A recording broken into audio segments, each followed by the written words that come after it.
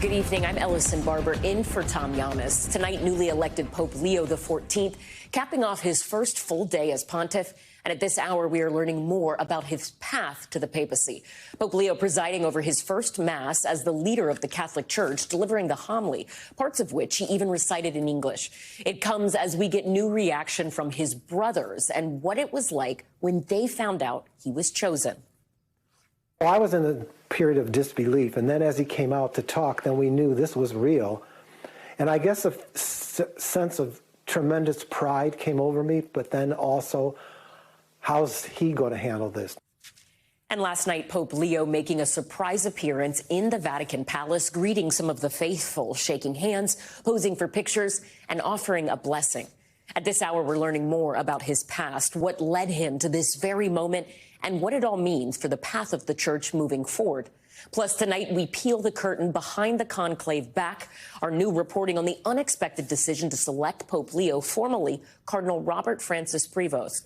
We have a lot to get to this evening, starting with NBC's Lester Holt at the Vatican.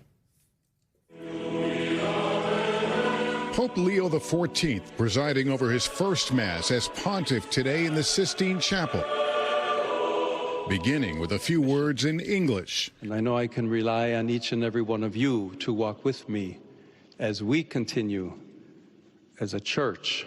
Today there's been a slow pulling back of the curtain about the conclave and the days leading up to it, specifically the mealtime breaks and coffee breaks where critical discussions took place. Cardinal Blaise Cupich, the Archbishop of Chicago, told me in those conversations the Cardinals zeroed in on the qualities they were looking for. The Chicago native and Villanova grad who'd worked for years as a missionary in Peru emerged. They wanted people who were multilingual, who lived on more than one continent, who had pastoral missionary experience, as he did. So he seemed to check all the boxes. And then the votes came in, and they just seemed to move in a direction to elect him. He knows Pope Leo well. We hear people slip into calling him Bob, obviously right. Very familiar, but talk to us about what kind of person he is. Well, he's an individual who is just very real. What you see is what you get. He's authentic, he cares about people. And it's been said he doesn't pick a fight, but he won't run from it either. But there's one thing the Cardinals say wasn't a big factor. I don't think the fact that Cardinal Prevost was from the United States had much weight. Cardinal Joseph Tobin reflected on the weight of the moment for his friend of 30 years. After one of the ballots, I walked back and I took a look at Bob, and because his name had been floating around. And he had his head in his hands. And I was praying for him because I couldn't imagine what happens to a human being when you're facing something like that. And then when he accepted it, it was like he was made for it. And Pope Leo's first night as pontiff was a busy one, greeting the faithful, signing autographs, offering a blessing. Amen.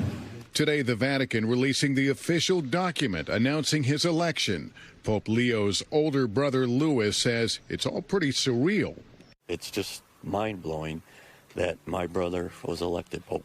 We used to tease him about being Pope when he was 6 years old. In Pope Leo's hometown today, let us pray for Pope Leo XIV. A special Mass honoring the new leader of the Catholic Church. What are you hearing from back home? Lots of things. The culture of Chicago and the Midwest produced a pope.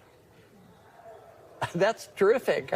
I think it's something that people are going to take pride in, being from Chicago. And I see you a little choked up there. It touches deep. Very deep. Yeah. And Lester Holt joins us now from the Vatican. So many emotions there. Lester, I know you were in the room when that group of American Cardinals were speaking to the press about the conclave. What else did they reveal that stood out to you? Well, one of the Cardinals acknowledged that there was an issue, the number of Cardinal electors who were in the room, and he pointed out how important it was. It underscored the importance of those congregations where they met before the actual conclave. There was also some discussion about the Pope Francis and whether the mission there was to have him as a role model or a copy. they opted for him to be a role model. Lester Holt reporting from the Vatican. Thank you. And as we learn more details about the new pontiff, some of his political views also coming to light. Past social media posts and speeches revealing how he might steer the Catholic Church. NBC's Molly Hunter has this report.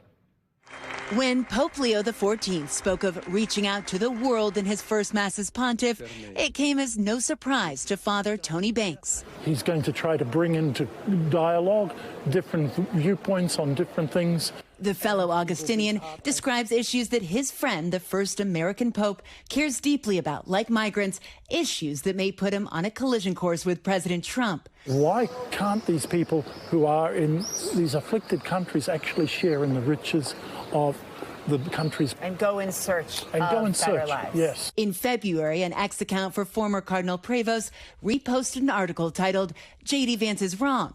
Jesus doesn't ask us to rank our love for others." And back in 2018, the account shared a cardinal's criticism of the family separation policy under President Trump. Even still, the president and vice president congratulating and praising the new pope. To have the pope from the United States of America, that's a great honor. Back in 2012, he criticized popular culture for promoting sympathy for beliefs and practices that are at odds with the gospel, referring in part to the homosexual lifestyle. He stands very much with the marginalized, those who have been on the periphery of church. There is no reason for that exclusion. According to voter registration records, the new pope voted in Republican primaries in Illinois in 2012, 2014, and 2016. Will he want to build bridges to Donald Trump? I suppose, but he would want to build bridges with the leader of every nation. Molly Hunter joins us now also from the Vatican. Molly, do we know if or when Pope Leo will meet with world leaders? Allison, we don't, but we did get a hint today from U.S. Cardinal Timothy Dolan. The U.S. Cardinals held a press conference earlier today, and he said very soon, in the next 10 days, Pope Leo will start taking meetings with world leaders for what he called substantive discussions. He didn't say anything, no date about President Trump, but he did say, of course, down the line, President Trump would be included, though. Two other dates, though, Allison, in the near future I wanted to bring your attention to. Next Sunday, May 18th, will be Pope Leo's inaugural Mass, and his first public audience will be May 21st. NBC's Molly Hunter, thank you. Newark Airport is dealing with hours-long delays today after air traffic controllers yet again lost radar early this morning. It comes as the Trump administration is pushing a multi-billion-dollar plan to overhaul the air traffic control system nationwide. Tom Costello has the audio of mounting frustration among controllers seconds after the blackout. It happened at 3:55 a.m. The FAA says for 90 seconds, Newark controllers lost several radar scopes. One controller checking in with a FedEx pilot. Our scopes just went black again. If you care about this, contact the airline and try to get some pressure for them to fix this stuff. Transportation Secretary Sean Duffy tells NBC's Kristen Welker unstable data lines and software glitches are to blame. The system is old, right? This is a system that's 25 at best, sometimes 50 years old. We have to fix this because what you see in Newark is going to happen in other places across the country. It has to be fixed. Duffy says old data lines send radio and radar feeds from Newark up to Long Island, New York, then down to Philadelphia, where controllers manage Newark airspace. One current veteran controller tells NBC News they've lost radios and radars many times since last August. While air traffic at 4 a.m. is mostly limited to cargo planes and some charter flights, any hour of the day is dangerous if you lose radar. All new hardware, all new software is going to be built into this brand new air traffic control system. On Thursday, Duffy detailed plans to completely rebuild America's air traffic control system. New towers, radios, radars, and radar centers amid a push to hire more controllers. But it will cost billions of dollars and take 3 to 4 years. Are we looking at a really difficult summer because of all these ATC challenges? If our controllers can't control a really busy airspace, we're going to bring in less airplanes. And that can cause delays. That can cause cancellations. And Tom Costello is with us now from Washington. Tom, you said the larger air traffic control infrastructure improvements will take years and a whole lot of money. But what happens in the short term? Can these communication issues at Newark be fixed sooner? So Secretary Duffy tells me he thinks the data line from New York to the controllers in Philadelphia should improve within a few days, hopefully over the weekend, and hopefully that will improve the radar signal for controllers. But by the way, some of the equipment they're using is so old, Duffy says the only way to buy replacement parts is on eBay. Ellison. Tom Costello reporting. Thank you. We're back in a moment with what was on the alleged killer's phone in the Idaho murders case, including photos of himself possibly dressed as a notorious serial killer. Plus, the government assessment of the Menendez brothers. Is it safe to release them? And we're going to take you inside Russia as President Putin shows off his military and his allies.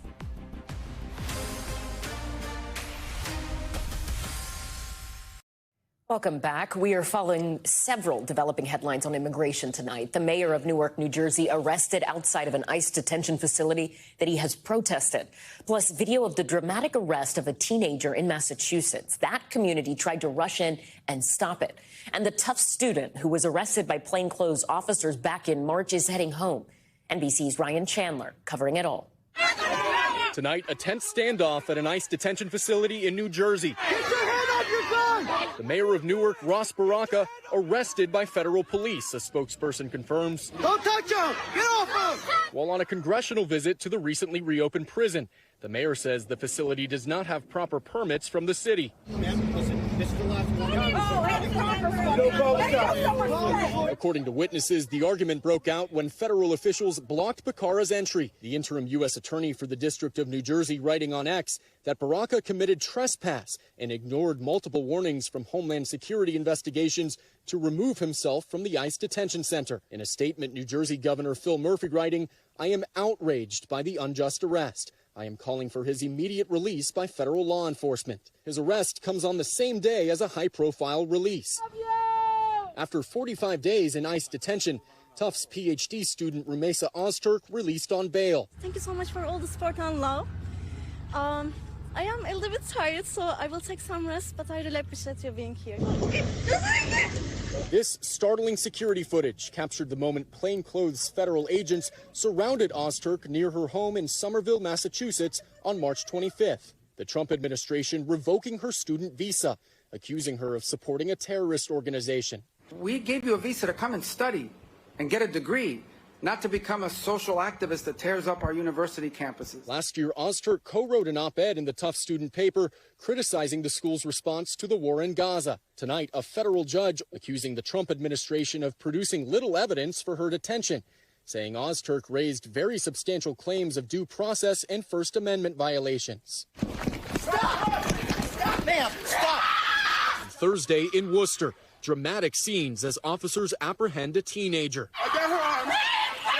Community members swarming police trying to stop the arrest as the girl's face is shoved into the ground and she's cuffed over loud protests from onlookers. You're not obstructing. I'm not obstructing. I'm protecting what you should be doing. Police say the daughter, who they do not identify, held a newborn baby in front of the ICE vehicle where her mother, who's from Brazil, was being detained and later chased and kicked the vehicle. She's charged with reckless endangerment of a child, disturbing the peace, disorderly conduct, and resisting arrest. And Ryan Chandler joins us now from Dallas. Ryan, tensions appearing to boil over on immigration in so many places this week. What are we hearing from the Trump administration tonight? Well, Ellison, the White House is defiant, doubling down on their mass deportation policy. Stephen Miller, as senior White House advisor, said today he called the decision to release Rumesa Ozturk a judicial coup, even said the White House is actively considering suspending habeas corpus. That would mean ending the right of a person to challenge their detention. Ellison, tonight we can also report that Ozturk has officially been released from that ICE detention facility. She didn't say much, but she did say in brief remarks to the press there, she said, "Thank you so much. I'm a little bit tired, so I will take some time to rest." Ellison. Ryan Chandler, thank you. We are just hours away from the first talks between the United States and China, where the two economic powerhouses will try to negotiate a new trade deal. And today, President Trump signaled a major shift, suggesting his 145% tariffs could be lowered. The president posting on Truth Social, quote, 80% tariff on China seems right, up to Treasury Secretary Scott Bessent, who will be one of the negotiators this weekend. So is a trade deal possible with China? NBC News business and data correspondent Brian Chung is here to walk us through it. Brian, let's start with the talks this weekend. What do we expect to happen? And at this point, is it wishful thinking if people are expecting to see some sort of comprehensive deal at the end of it? Look, I mean, your guess is as good as mine over the outcome of what's going to happen this weekend. But the fact that there are conversations happening between the United States and the Chinese in Switzerland does prove to optimism. And I think that it's underscored by the fact that the president is already on Truth Social saying that there's at least some path to lowering the rates of tariffs right now. Again, 145%, the president himself has admitted is effectively, like to an embargo. There's just not really trade going. And this is kind of anecdotally lining up with companies that I've talked to that have said, we're just not going to order anything from China. We're going to cancel orders because at 145%, we don't even have the option to pass it on to the consumer. They're going to balk at those higher prices. So for that reason, maybe one outcome out of this would be lowering those trade rates, although 80% is still pretty restrictive. And I think it's important to point out that even the president suggested he doesn't expect a full and comprehensive trade deal out of these announcements, but we'll take whatever steps we can. Yeah, I mean, that was going to be my next question, given that essentially, in a lot of ways, trade is halted. People aren't buying things from China in the way that they did before. Dropping from 145 to 80, is that actually going to move the needle for your sources that you have been speaking to who say, hey, we're not buying right now because we can't pass that all on to the consumer? Yeah, well, look, I mean, if we rewind to even before the rates went all the way up to 145%, we were at one point only tariffing Chinese goods coming into this country at 20%. There was a 10% round put into effect in February, another 10% put in a month later in the beginning of March. And many producers I was talking to were saying, look, we can handle that. We can handle 20%. We can absorb maybe 10% of that and then pass the other 10% on to the customer in the higher cost. 145%, that is just completely out of the question. I think 80% is closer to 145 than it is to 20. So for that reason, I think 80% would still be restrictive for a lot of companies. I remember talking to one Tonka truck maker that was saying 145%, you might as well just make it 2,000%, because at that point, we're not going to order anything. We're going to cancel orders. So 80% will still be a negotiating tool. Again, does 80 get closer then to 60, then to 40, then to 20? Then you're talking into more realistic ranges that businesses can work with. All right. NBC's Brian Chung, thank you. Now to the gripping new details from Dateline's investigation into the murders of 4 college students at the University of Idaho, providing the most comprehensive look to date into the actions of accused killer Bryan Kohberger after the grisly murders. Here's Keith Morrison. 48 hours after the middle-of-the-night stabbing deaths at 1122 King Road, Bryan Kohberger was on Amazon shopping for a K-bar knife and sheath, the same brand of sheath investigators had found in the bed of one of the victims, left behind, they believe, by the killer. That and the rest of what we're reporting comes from records in the possession of law enforcement and from multiple sources with direct knowledge of the case. That same week, the week after the killings, Kohberger began viewing or saving on his phone photos, videos, and news updates about the murders. He did that at least 60 times. He was collecting everything, all the reporting about the incident. It's very common. He's been watching all these things. A month after the murders, on December 15th, Kohberger watched a video that included this quote, "Something is wrong with me. I can't be who I need to be. Something is wrong with me. Will it last for eternity?" He doesn't fit into society. In late December, 6 weeks after the murders of Maddie Mogan, Kaylee Gonsalves, Xana Kernodle, and Ethan Chapin, records show Kohberger, a criminology student, was again on his phone playing a clip from a YouTube program called Ted Bundy, the Essence of a Psychopath. My name is Ted Bundy. Within 24 hours of that, 2 selfies. Kohberger dressed the same way Bundy is pictured on that program. And finally, 2 days later on Thursday, December 29th, Bryan Kohberger pulled up a song on his phone by Britney Spears. The title, Criminal. Tactical teams arrested Kohberger less than 2 hours later. He has pleaded not guilty to all charges. Keith Morrison, NBC News, Los Angeles. To break down all of the possible evidence revealed in this case, I want to bring in NBC News legal analyst Danny Cevallos. Danny, if I can, I'm so interested in some of the details from Keith's report and these exclusive nuggets that Dateline has gotten. I want to try to break them into kind of two categories of evidence that appears to be circumstantial, but also I think might be hard to explain, and then circumstantial that maybe a defense team could explain based on the fact that he was a criminology student. Let's start with that detail that Keith had. 48 hours after the murders, Kohberger was on Amazon searching for a K-bar knife and sheath, the same brand of a sheath that police say they found at the crime scene. I'll also remind viewers, police also say they found Kohberger's evidence on the sheath that was behind at the crime scene.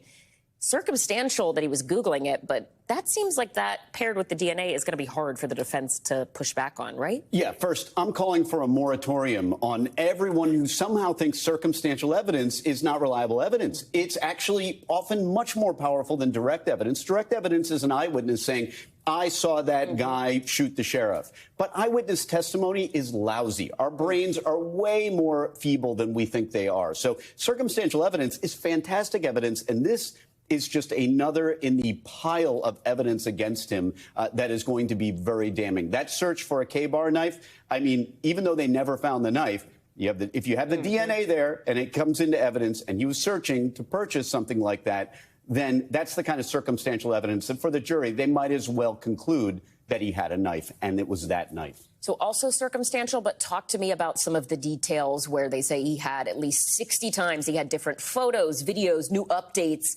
related to the case the week after the killing, saved on his phone. A few weeks later, they say he watched a YouTube clip about Ted Bundy 24 hours after watching it. There were 2 selfies of him allegedly dressed similar to how Ted Bundy appeared in that YouTube program.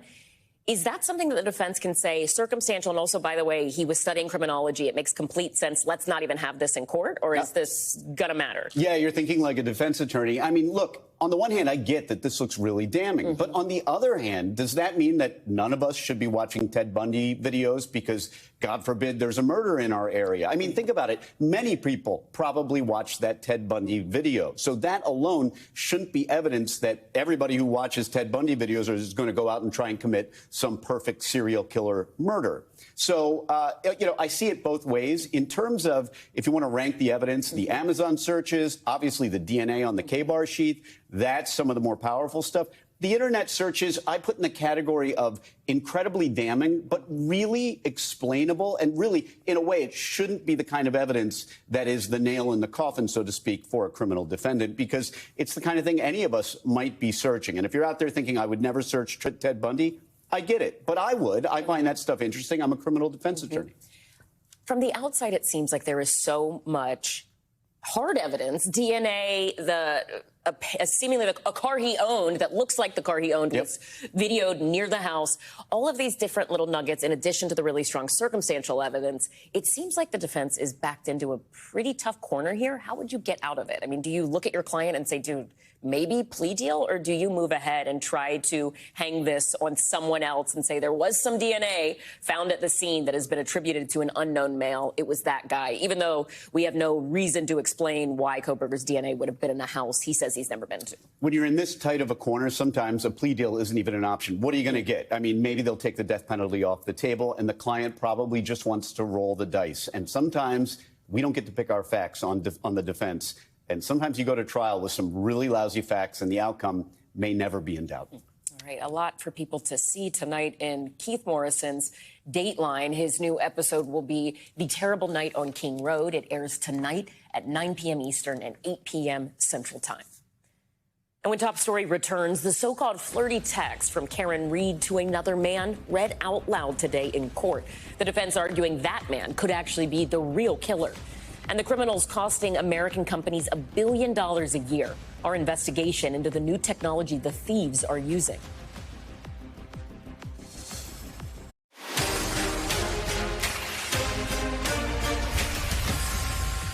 Back now with Top Story's news feed, an evaluation into Eric and Lyle Menendez, finding the brothers pose a, quote, moderate risk of committing violence if released from prison. The assessment, which ranks inmate levels, their risk levels as low, moderate, or high, was conducted by psychologists. The judge is determining how to incorporate this into their resentencing hearing set for next Tuesday and Wednesday. Their brothers are serving a life sentence for the killings of their parents in 1989.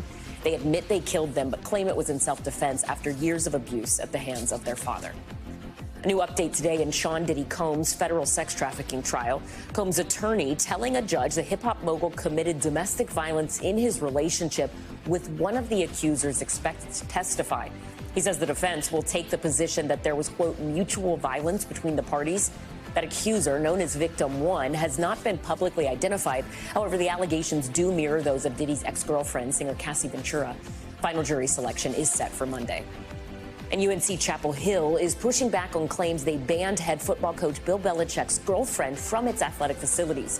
The university saying Jordan Hudson is welcome and will continue to manage all activities related to Belichick's personal brand outside of Carolina football and the university. That statement coming after a podcast host reported Hudson was banned from UNC.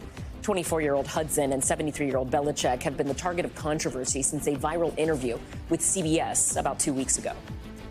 21 and up. That is the new rule at a McDonald's in Virginia.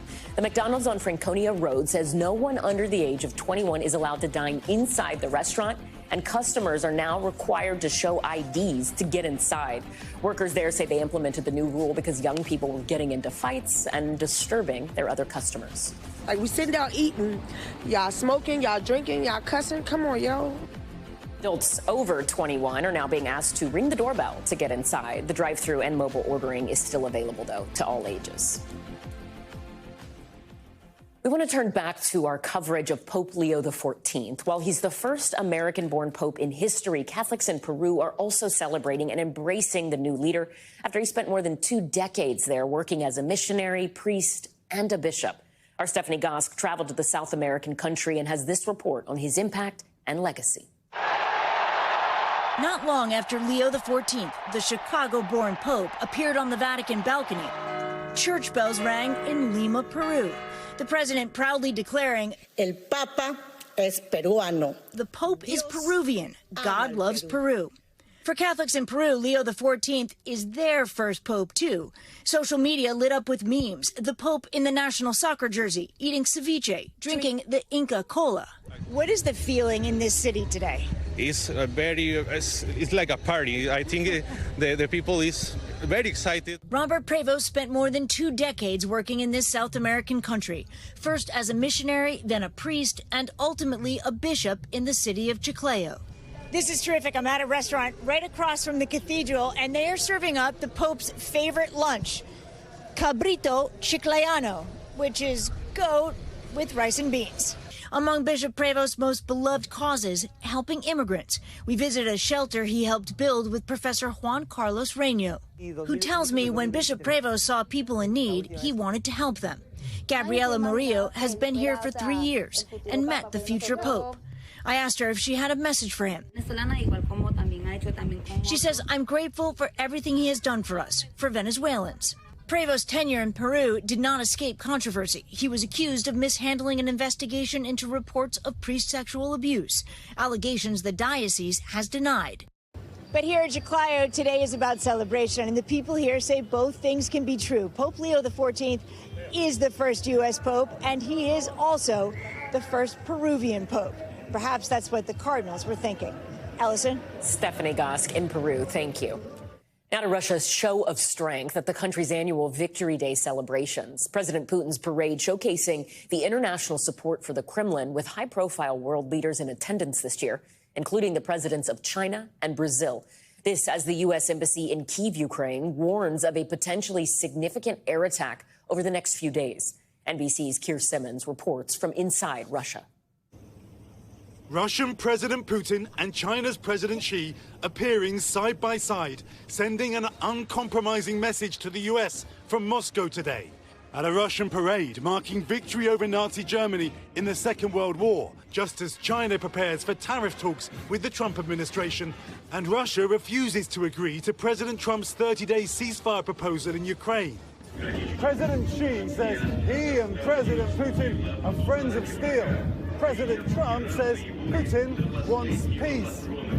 this could be Putin's answer. The parade included fighters from the front line and, for the first time, drones used to target Ukraine after Vice President Vance this week accused the Kremlin of not going far enough towards a peace deal. We think they're asking for too much. After the parade, Putin's close ally, the Belarusian president, telling NBC News Putin doesn't owe anyone anything. More than 20 world leaders are here, Putin meeting with each one, including Brazil's president. Are you not concerned that standing in Red Square next to President Putin strengthens the Russian leader, doesn't push him to bring peace? No, it won't, because Brazil's position continued to be the same. It has not changed. Brazil is critical, it's made a critique on Ukraine's occupation and that we have to find peace. And Keir Simmons joins us now from Moscow. Keir, with all these world leaders there and Russia seeming to have more of an upper hand in Ukraine negotiations, did this year's celebration feel different than previous years? You know, Alison, Moscow has felt more militaristic in the years since President Putin's invasion of Ukraine. Here today, certainly there was a kind of unity, if you like. Many people wearing black and orange colours, and all around this city there have been flags. Many of the roads closed because of the VIPs, the diplomats who are here. So I think the answer to your question is yes. It does seem as if views are hardening on both sides. The Trump administration increasingly threatening sanctions. I think there is frustration there. And Ellison, tonight, one leader who isn't here, Kim Jong-un, threatening the West in support of President Putin. So while President Trump said that he would achieve a ceasefire and peace very quickly during his administration, we really do seem to be going in the opposite direction, Ellison. Keir Simmons, thank you. And back here in the U.S., it was another dramatic day in court in the Karen Read retrial. She's accused of killing her boyfriend, a Boston police officer, by hitting him with her SUV in 2022. Today, hundreds of flirtatious text messages between Read and a different man were read out loud for the jury. NBC's Kathy Park has this one. Tonight, the Karen Read retrial ramping up as Read's private text messages with another man are read aloud in court. You're just my type. You think you can handle me? The flirty exchanges were also part of Read's first trial last year over the death of her boyfriend, Boston police officer John O'Keefe. That other man, ATF Special Agent Brian Higgins, testified last year about their relationship in Read's first trial, which ended in a mistrial. The defendant kissed me. And how did she kiss you? Not like a friend. Lip to lip, is that fair to say? Yes. Now, state police taking the stand for cross-examination. One of the lead investigators in O'Keefe's case reciting hundreds of messages between Read and Higgins in the weeks leading up to his death. Read's lawyers contending Higgins may have been O'Keefe's real killer. The prosecution and lawyers for Higgins have denied those claims. You suck. And you're double trouble. You're hot. Are you serious or messing with me? No, I'm serious. Feeling is mutual. Is that bad? How long have you thought that? Read, who is accused of fatally striking O'Keefe with her SUV in 2022, texting Higgins about her complicated relationship with O'Keefe. Aren't you afraid you might actually like me? I don't think that's a bad thing. Isn't that the point? Well, it would be complicated because you have a boyfriend. In a flurry of texts, the two eventually admitting their attraction. None of us is married. True. So game on? Making plans to meet on numerous occasions. Do you like me? Yes, clearly. Come over to my house. And in a haunting conclusion to their communication, Read sending one last message. Saturday, 11:54 a.m. John died. Higgins, who is on the witness list for the defense, has never been charged in connection to the case. Read maintains her innocence. Kathy Park, NBC News. Back now with the investigation into how criminal gangs are robbing American companies of an estimated $1 billion a year. The thieves hitting various parts of the supply chain and often using the very technology meant to protect the system to steal from it. CNBC's Courtney Reagan has this report, part of her investigation, End of the Road. America's supply chain under attack. Thieves thieves brazenly breaking into a truck. A hooded criminal loading stolen items through a hole in a warehouse door. Flash mobs hitting trains. It's grand theft cargo. CHP search warrant. Open the door. Merchandise ending up in black market stores where stolen goods are sold after being hijacked. Inside, it looks like a retail store, except the racks are stocked with stolen Lululemon and other apparel. Police say the suspect advertised the store on social media, and you could make an appointment to go there and shop. The product is supposed to go to stores. It never made it, and it's being sold online. Here, suspects swipe $500,000 worth of Meta's Ray-Ban glasses and Oculus headsets from this Texas warehouse. Nike shoes are another favorite target. More than $300,000 worth of its Air Jordans found in this truck after being swiped from a train in California. Criminal networks here and abroad are exploiting technology meant to improve supply chain efficiency and using it to steal truckloads at a time. Armed with doctored invoices and an army of fraudsters ready to pick up the phone and impersonate the staff of legitimate companies, according to law enforcement. This needs to be taken seriously at the national level and regarded as one of many national security threats we're facing right now. How serious is cargo theft right now? It's at an all-time high. We've never seen it this bad since we've been tracking data since 2009. In 2024, the company had 3,798 reported incidents, representing a 26% increase from 2023. Industry experts say losses are close to $1 billion or more a year. Companies fighting back with technology to track trucks and sound the alarm to potential heists. What's happening in that room back there? As I say, that's the kind of the Jason Bourne aspect of what we do. We do use a lot of technology to provide the outcome we're looking for. At Overhaul, a supply chain security company, employees in Austin and Mexico City are tracking a truck that just left Texas headed to New York. The device is getting light at the same time that the shipment is no longer in motion. It's also stopped in a red zone, which is the first 200 miles after departing origin, which is historically one of the riskiest areas for a shipment to stop. Do you think it's going to get worse before it gets better? I don't know. I hope it gets better, but when there's very little risk, but the reward is very high, the return on investment, it's almost 100%. Why would you stop? Lululemon told us it's taking decisive action against cargo theft. Meta declined to comment, and Nike did not respond to repeated requests for our comment. Courtney, this is such a fascinating report. And there are even like terms I noticed that I heard him saying, like they're in a red zone that I didn't know existed. You actually saw some of these alleged crimes happening in real time, right? Walk us through some of that. It's fascinating. So a lot of what's happening here is called strategic cargo theft, which means it's largely an impersonation. So you've got a group of organized criminals, bad guys, so to speak, a lot of times overseas, operating from 32 different countries of hotbeds that have been identified. And they're impersonating by phishing for credentials. So they've just gotten an employee to give them their login credentials, and they just get into the system.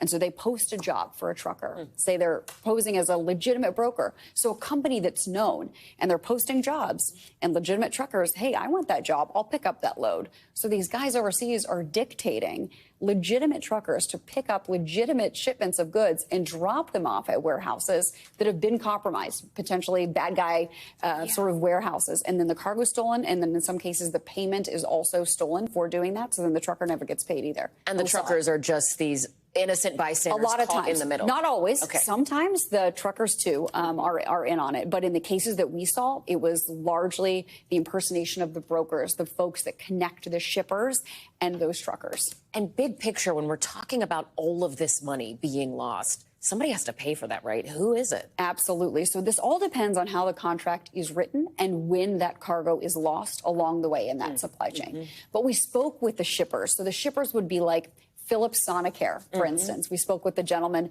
who works with the shipping of Sonicare toothbrushes, for instance, and he says he's experienced cargo theft. And when that load goes missing, it's on Philips. They have insurance, but when they file a claim, that means the premium potentially goes up. They also have to replace that lost product, right? So that costs them money. So at the end of the day, who pays for it? You do. I do. Anyone that's buying anything, it's embedded into the cost because the cost of business just went up. CNBC's Courtney Reagan, what a fascinating investigation. Thank you. We Thank you. appreciate it. And for you at home, you can watch Courtney's full investigation if you go to cnbc.com/end of the road. Thanks so much for watching Top Story. I'm Ellison Barber in New York for Tom Llamas. Stay right there. More news is on the way. Thanks for watching. Stay updated about breaking news and top stories on the NBC News app or follow us on social media.